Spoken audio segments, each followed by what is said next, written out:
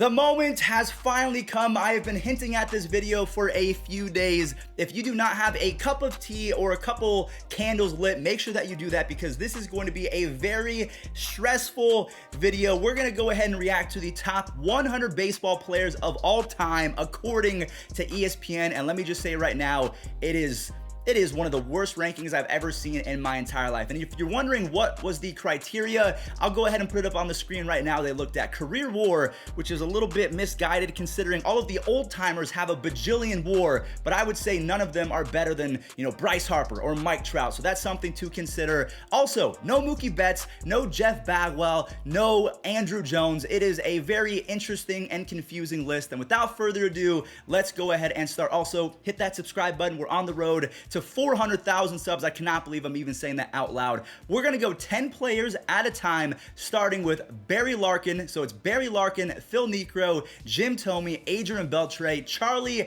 Gehringer. We'll talk about him in just a second. 95, you have Duke Snider, Bryce Harper, John Smoltz, Roy the Doc Halladay, rest in peace, and then Ryne Sandberg. So let's go ahead and look at these 10 players. Barry Larkin makes sense. He is one of the better shortstops overall of all time. Phil Niekro, it makes perfect sense to have him in the top 100, and if you're an MLB The Show fan, just seeing Phil Niekro's name might give you goosebumps and make you shiver. Jim Thome, one of the most prolific power hitters in the history of our game, just ahead of Adrian Beltre, who was a 4.5, 5-tool athlete. He had the power. He had one of the best gloves as a third baseman that we've ever seen. And then Charlie Gehringer, he played from the mid-1920s to 1940s. He was an MVP. He had 2,800 base hits and an 84.7 WAR. Duke Snider is underrated in my opinion, not only in the lore of just talking about some of the better left-handed players ever, just in terms of this list. 95 seems a little bit low. I feel like he's been better than Bryce Harper, but Bryce Harper, a 702 guy,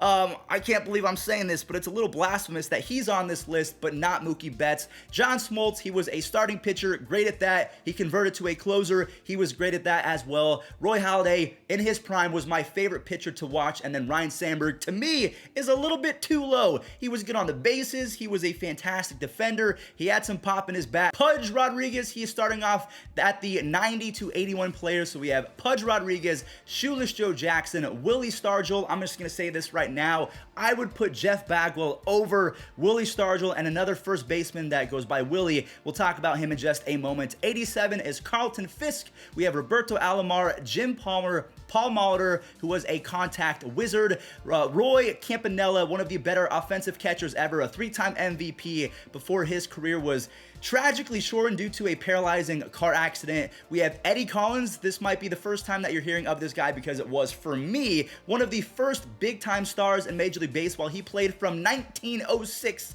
to 1930. He was an MVP, had over 3,300 base hits, 741 stolen bases, and a career 124 WAR. Like I mentioned, the WARs for these guys early on, they're pretty inflated because they were playing plumbers and people who weren't all that athletic. Shout out to my boy Babe Ruth. And then we have Mike Piazza, to me, the best offensive catcher we've ever seen. He's got to be in this list. Moving on over to 80 to 71, we have Robin Yount, Hank Greenberg. Chipper Jones, to me, is far too low, 78. Chipper Jones, to me, is a top 50, probably 40 player of all time. Vladimir Guerrero. No, this is not a millennial term saying that's Cap or that isn't Cap. Cap Anson, that is his actual name. His first year in professional baseball was 1871. He had over 3,400 base hits and a 94.3 WAR. I would not rank him ahead of Chipper Jones. I'm sorry. Rod Carew, an absolute magician with the stick in the left-handed side of the batter's box. One of the best contact hitters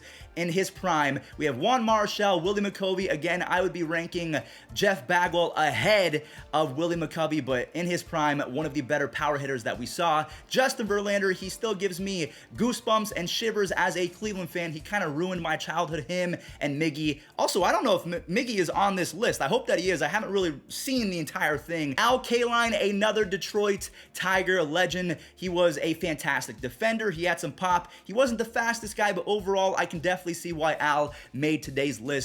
Moving on over to 70 to 61, we have Harmon Killebrew. If you're talking power, Harmon Killebrew, he might be your guy. Ozzie Smith, probably the best defender as a shortstop that we've ever seen. I mean, you have Yadier Molina, Kevin Kiermaier, Andrew Jones, Ozzie Smith, and Andrelton Simmons as some of the better defenders in the history of baseball. Manny Ramirez, and if we're talking about the best defenders ever, you also have Brooks Robinson. I believe he won 13, 14, 16, 17, something like that. A crazy amount of Gold Gloves in a row. Cal Ripken Jr., very low on this list in my opinion. Max Scherzer, so if you see a name in bold, obviously that means that they're still currently playing. Eddie Matthews, he is most known for being famous in Kevin God's channel, so shout out to Kevin.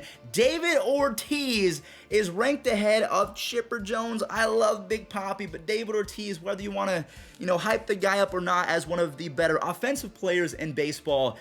He didn't play defense, so that's why I would rank even someone like Andrew Jones, who was an absolute magician out there in center field. David Ortiz, a little too high, and that's just my opinion. Mel Ott, he led Major League Baseball in home runs 6 times in the early 1930s and 40s. He ended his career with a whopping 110 WAR. Carl Yastrzemski, he is going to be rounding out 70 to 61. This dude was so good for the Boston Red Sox, and a lot of people are saying that he had a better Red Sox career and is actually a better player than David Ortiz, so that makes sense. 60 to 51, we have Whitey Ford. There he is, Miggy, Miguel Cabrera at the 59th spot. Steve Carlton, Pete Alexander. He played in the early 1900s. He had 373 wins, a combined 2.56 ERA and 2.82 FIP, and 119 WAR. The guy was insane. Dave Winfield, Reggie Jackson, Lefty Grove, Oscar Charleston, one of the more underrated players ever because unfortunately he wasn't allowed to play in Major League Baseball. He hit 400 3 times and was one of the best 5-tool athletes that we've ever seen in baseball. Clayton Kershaw, obviously he is still playing, so he's still adding to the resume. To me, he will be a top 50 player by the time that his career is all said and done. And then Ernie Banks, I mean, he's up there in the conversation with Ryan Sandberg. Joe Morgan, I can't remember if he's in today's video, but Joe Morgan is in the conversation for me as the best second baseman ever. Moving on over to the top 50, so we've made it to the halfway point of today's video. Bob Feller, I mean, this guy, what more do you want out of a right-handed pitcher? He threw gas, he went to war, just an overall cool guy and a fun player to watch. One of my favorite players ever as a Cleveland fan. Frank Thomas, too low. I know he wasn't that great defensively, but goodness gracious, his offensive stats are even better than Mike Trout's first 7 or 8 years. Nap Lojwe, I'm pretty sure that's how you say his name, a lifetime 107 WAR with over 3,000 hits and almost 400 stolen bases. Warren Spahn, Ichiro at the 46th spot, Wade Boggs, Tony Gwynn, George Brett, Nolan Ryan, and Satchel Paige. So they kind of just took all of the contact guys and put them in one little streak between Suzuki, Boggs, and Gwynn, along with George Brett. Nolan Ryan, a fun fact, he has 7 no-hitters, but he never once won a Cy Young. It still blows my mind every time I say that. And then Satchel Paige, easily one of the more impressive human beings to ever throw a baseball. I remember reading a book called Satchel and Me, where there was a story where he told all of his outfielders and infielders to go into the dugout because he knew that he could strike out someone with 3 pitches, so it was just him and the catcher. Moving on over to Jimmy Fox, Yogi Berra, Jackie Robinson, there he is, Joe Morgan, Tris Speaker. If you're young, you might not know who he is. He played from 1907 to 1923. He had 3,500 base hits, 792 doubles, the most ever, and 134 WAR. Yes, he is definitely a top 40 player of all time. Josh Gibson, remember this name for the rest of forever. He is widely considered to be the most powerful hitter ever. Yes, more than Babe Ruth, more than Barry Bonds. He wasn't unfortunately allowed to play in Major League Baseball, but he was considered by all of the former players to be that guy. Josh Gibson, an absolute legend. Pete Rose, Bob Gibson, Sandy Koufax, and Mariano Rivera. Bob Gibson, to me, way too low. He is the reason why they had to change the mound, and baseball changed because of this guy, so I don't understand how he's at the number 33 spot. Sandy Koufax, also a little bit too low in my opinion. Albert Pujols, as the 30th best player ever, in my opinion, my little fuzzy opinion, he's top 15, borderline top 10 of all time. Who do they have ahead of dear old The Machine? Johnny Bench, okay, that makes sense. He's probably the best catcher ever, both offensively and defensively when you combine everything. They ranked Derek Jeter ahead of Albert Pujols. I love Derek Jeter offensively, but he is one of the more overrated players if we're talking Derek Jeter is the best. No, he's not. he was awful defensively. He had a negative 162 DRS, which is terrible. You cannot rank Albert Pujols behind Derek Jeter. Roberto Clemente, A-Rod, I know he took the steroids, but on a talent basis and career basis, he is a top 15 player of all time, up there with Albert Pujols. Christy Mathewson, Randy Johnson, Ricky Henderson, Tom Seaver, and Cy Young. Ricky Henderson, to me, every time I look at his baseball reference, I think to myself, man, is he the best five-tool athlete in the history of Major League Baseball? I mean, he's got the 3,000 hits, he's got home runs, stolen bases, he was a Gold Glover, he had a decent arm.